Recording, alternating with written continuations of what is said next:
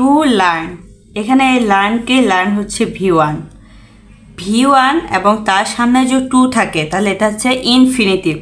তাহলে to learn এটা non finite ভার্বের কোন প্রকার? ইনফিনিটিভ প্রকার।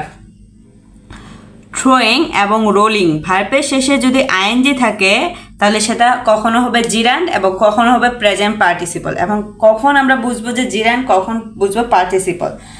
যখন কোনো ভার্ব তারা ভার্বের সাথে নাউনের কাজ হবে, যেমন থ্রোয়িং, এই যে থ্রোয়িং স্টোন মানে কি? পাথর নিক্ষেপ।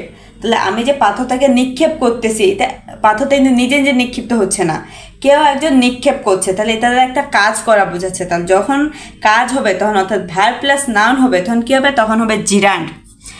আর রোলিং স্টোন মানে কি? ঘূর্ণায়মান পাথর, অর্থাৎ একটা পাথর কি অবস্থায় আছে? পাথরটি ঘূর্ণায়মান অবস্থায় আছে।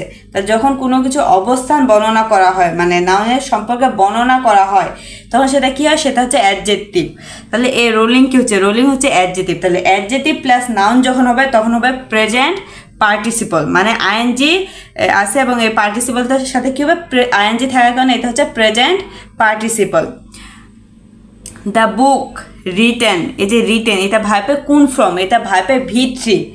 এই V3 যখন হবে তখন সেটা কী হবে? Past participle. হ্যাভিং ফিনিশড, তাহলে ভার্বের এটা কি? এটাও V3 এবং সামনে কি আছে? সামনে একটা হ্যাভিং আছে। তাহলে হ্যাভিং প্লাস V3 যদি থাকে তাহলে সেটা কি হবে? সেটা হবে পারফেক্ট পার্টিসিপল।